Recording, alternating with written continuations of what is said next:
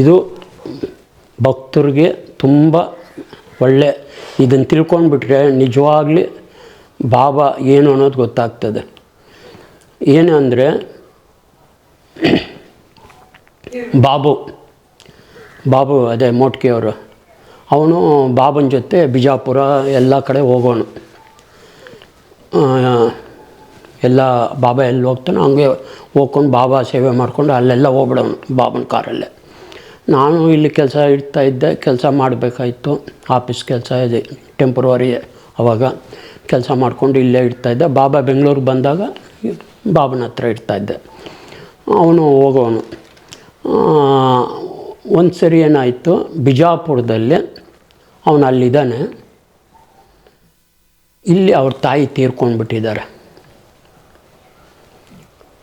ಅದು ಬಾಬನಿಗೆ ಗೊತ್ತು, ಯಾರಿಗೂ ಹೇಳಿಲ್ಲ. ಬಾಬಾ ಕಾಳೆಗೌಡ್ರಲ್ಲ, ಹುಣಸಾಲೆಗೌಡ್ರು, ಅದೇ ಉದ್ದಕ್ಕೆ ಮೀಸೆ ಬಿಟ್ಕೊಂಡು ಟೋಪಿ ಇಟ್ಕೊಂಡು ಹುಣಸಾಲೆ ದೊಡ್ಡ ಗೌಡ್ರು ಅಂತ ಒಂಥರ ಗತ್ತಾಗಿ ಮಾತಾಡೋರಲ್ಲ ಅವ್ರನ್ನ. ಆಮೇಲೆ ಅಂಚಾಟೆ ಅಂದರೆ ತಾಳಿಕೋಟೆ ಅಂಚಾಟೆ ಕರೆದು ಬನ್ನಿ ಅಂದ್ಬಿಟ್ಟು ಇವನ್ನ ಕರ್ಕೊಂಡು, ಅವ್ರಿಗೂ ಹೇಳಿಲ್ಲ, ಕರ್ಕೊಂಡು ಅವ್ರ ಮನೆಗೆ ಹೋಗ್ಬಿಡಿ ಇವತ್ತೇ ಕರ್ಕೊಂಡು.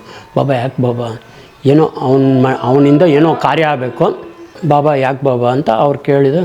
ಇಲ್ಲಪ್ಪ, ಅವನಿಂದ ಏನೋ ಒಂದು ಕಾರ್ಯ ಆಗಬೇಕು ಅಲ್ಲಿ ಬೆಂಗಳೂರಲ್ಲಿ, ಅಷ್ಟೇ ಕಾರ್ಯ ಅಂತ ಹೇಳವ್ರೆ. ಅವನಿಂದ ಏನೋ ಒಂದು ಕಾರ್ಯ ಆಗಬೇಕು, ಕರ್ಕೊಂಡು ಹೋಗಿ ಅಂದು. ಅವಾಗ ಬಾಬಾ, ನಾನು ನಿಮ್ಗೆ ಬಿಟ್ಟು ಹೋಗಲ್ಲ ಬಾಬಾ, ನನಗೆ ಯಾರು ತಂದೆ ತಾಯಿ ಯಾರೂ ಇಲ್ಲ, ನೀವೇ ನನಗೆ ಅಂತ. ಅವನು ನಾನು ಬಿಟ್ಟು ಹೋಗಲ್ಲ ಬಾಬಾ, ಇಲ್ಲೇ ಇರ್ತೀನಿ. ಇಲ್ಲಪ್ಪ, ನೀನು ಅಲ್ಲಿ ಹೋಗ್ಬೇಕು, ನಿನ್ನಿಂದ ಒಂದು ಕಾರ್ಯ ಆಗಬೇಕು ಅಲ್ಲಿ ನಿಮ್ಮ ಮನೆಯಲ್ಲೇ, ಅದಕ್ಕೆ ನೀನು ಹೋಗಪ್ಪ ಅಂತ. ಬಾಬಾ ಇಲ್ಲ ಬಾಬಾ, ಇಲ್ಲ ಹೋಗು ಅಂತ ಹೇಳಿ ಆಯಿತು ಅಂತ. ಕಾಳೆಗೌಡರು ಅವರು, ಅದೇ ಕಾಳೆಗೌಡ್ರು ಹುಣಸಾಲೆಗೌಡ್ರು ಅವರು ದೊಡ್ಡ ಅವರು ಬಾಬಾ ಹೇಳಿದ್ಮೇಲೆ ಆಯಿತು ಬಾ ಜೊತೆ ಕಾರಲ್ಲಿ ಕರ್ಕೊಂಡು ರಾತ್ರಿ ಸಂಜೆ ಬಿಟ್ಟು ಬೆಳಿಗ್ಗೆ ಬಂದವ್ರೆ. ಬರೋ ಅಷ್ಟರಲ್ಲಿ ಅವ್ರ ತಾಯಿ ತೀರ್ಕೊಂಡ್ಬಿಟ್ಟಿದ್ದಾರೆ. ಎಲ್ಲ ಬಂದವ್ರೆ, ಎಲ್ಲ ಇದು ಮಾಡ್ತಾವ್ರೆ. ಅಷ್ಟೊತ್ತಿಗೆ ಇವ್ರು ಫೋನ್ ಮಾಡಬೇಕು ಅಂತಿದ್ರಂತೆ ಬಿಜಾಪುರಕ್ಕೆ. ಯಾಕೆಂದರೆ ರಾತ್ರಿ ತೀರ್ಕೊಂಡಿರೋ, ಮಾಡಬೇಕು ಅಂತ ಇರೋದನ್ನು ಅವರೇ ಬಂದುಬಿಟ್ರಲ್ಲ.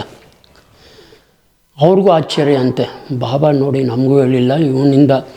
ಅವನು ಹೋಗಿ ನೋಡಿಬಿಟ್ಟು ಅವ್ರ ತಾಯಿನ ಹತ್ಕೊಂಡು ರೂಮ್ಗೆ ಹೋಗ್ಬಿಟ್ಟು, ಬಾಬಾ ನೀವು ಹೋಗು, ಒಳ್ಳೆಯ ಇದೈತೆ, ಅಲ್ಲಿ ಕಾರ್ಯ ಆಗಬೇಕು, ಎಲ್ಲ ನಿನ್ಗೆ ಗೊತ್ತಿದ್ದು ನಮ್ಮ ಅಮ್ಮನ ಉಳ್ಸೋಕ್ಕಾಗಿಲ್ಲ, ನೀನು ಅಂಥವ್ನು ಇಂಥವ್ನು ಅಂತ ಬಾಯಿ ಬಂದಂಗೆಲ್ಲ ಬೈದವನು ಬಾಬಣ್ಣ.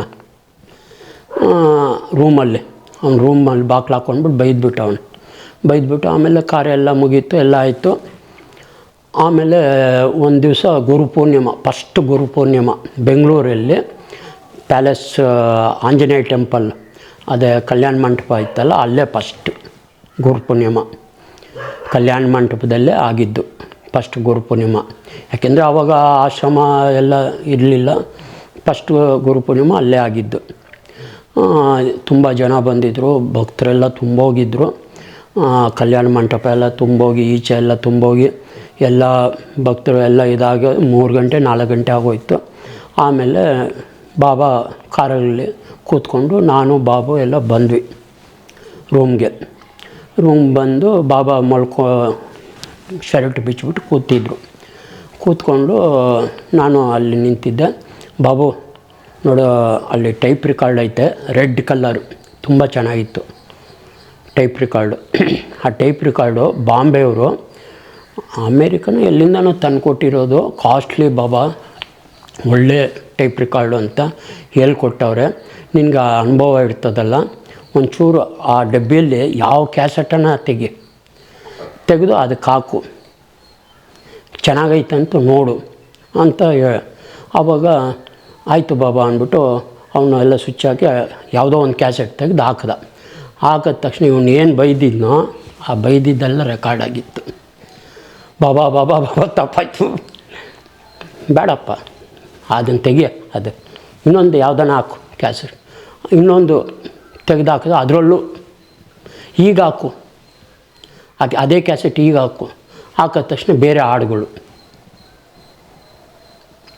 ನೋಡಿ ಬೇರೆ ಹಾಡು ಬರ್ತಾಯಿತ್ತು, ಇನ್ನೊಂದು ಸರಿ ಹಾಕಿದಾಗ ಅವ್ನು ಬೈದಿರೋದು. ಆಗ ಬಾಬಾ ತಪ್ಪಾಯಿತು ಬಾಬಾ, ಅವತ್ತು ನನಗೆ ನೋವಾಗ್ಬಿಟ್ಟು ಹಂಗೆ, ಯಾಕೆಂದರೆ ನೀವೇ ಅಲ್ವಾ ನಮ್ಮನ್ನು ಕಾಪಾಡೋದು, ನೀವು ಹಿಂಗೆ ಮಾಡಿದ್ರಿ ಅಂತ ತುಂಬ ಆವಾಗ ನೋವಾಗಿ ಬೈದ್ಬಿಟ್ಟೆ. ಹಂಗೆ ಹಿಂಗೆ ತಪ್ಪಾಯಿತು ಬಾಬಾ, ಹಂಗೆ ತಿಳ್ಕೊಳ್ರಪ್ಪ. ಬಾಬಾ ಭಕ್ತ ಬಂದಮೇಲೆ ಬಾಬನಿಗೆ ಏನು ಗೊತ್ತು, ಬಾಬಾ ಬಾಂಬೆಲಿ ಇರ್ತಾರೆ, ಬಿಜಾಪುರದಲ್ಲಿದ್ದಾರೆ, ಇಂಥ ಎಲ್ಲ ದೂರ ಇದ್ದಾರೆ. ನಾವಿಲ್ಲಿ ಕುಡಿದ್ರೂ ಪರವಾಗಿಲ್ಲ, ನಾವಿಲ್ಲಿ ಏನು ಕೆಲಸ ಮಾಡಿದ್ರೂ ಬಾಬನಿಗೆ ಗೊತ್ತಾಗಲ್ಲ ಅಂತ ತಿಳ್ಕೊತಾರೆ. ಒಬ್ಬ ಭಕ್ತ ನನ್ನ ಕೃಪೆ ಅವನ ಮೇಲೆ ಬಿದ್ದರೆ ಅವನೇನೇನು ಇದು ಆ ರೆಕಾರ್ಡ್ ನನ್ನ ಹತ್ರ ಆಗ್ತಾಯಿರ್ತದೆ. ಒಬ್ಬ ಭಕ್ತಂದು ರೆಕಾರ್ಡ್ ಆಗ್ತಾಯಿರ್ತದೆ ಇಲ್ಲಿ ನನ್ನ ಹತ್ರ. ಆ ಭಕ್ತನ ಕಷ್ಟ ಸುಖ ಎಲ್ಲ ರೆಕಾರ್ಡ್ ಮಾಡ್ತೀನಿ, ನನ್ನ ಹತ್ರ ರೆಕಾರ್ಡ್ ಆಗ್ತಾಯಿರ್ತದೆ. ಅದಕ್ಕೆ ಇದೊಂದು ತಿಳ್ಕೊಂಡ್ರೆ ಭಕ್ತರು ಸಾಕು. ಯಾಕೆಂದರೆ ಬಾಬಾ ಗೊತ್ತಿಲ್ಲ ಅಂತ ಏನು ಮಾಡಿದ್ರು ನಡೀತದೆ ಅಂತಾರೆ. ಇದೊಂದು ತಿಳ್ಕೊಂಡ್ರೆ ಬಾಬನ ಹತ್ರ ಎಲ್ಲ ಯಾರೇನೇ ನಮ್ಗೆ ಗೊತ್ತಿಲ್ಲ ಬಾಬಾ ಏನು ಅಲ್ಲಿದ್ದಾರೆ, ಬಾಬಾ ಇಲ್ಲ ಅಂತ ತಿಳ್ಕೊಬಾರ್ದು.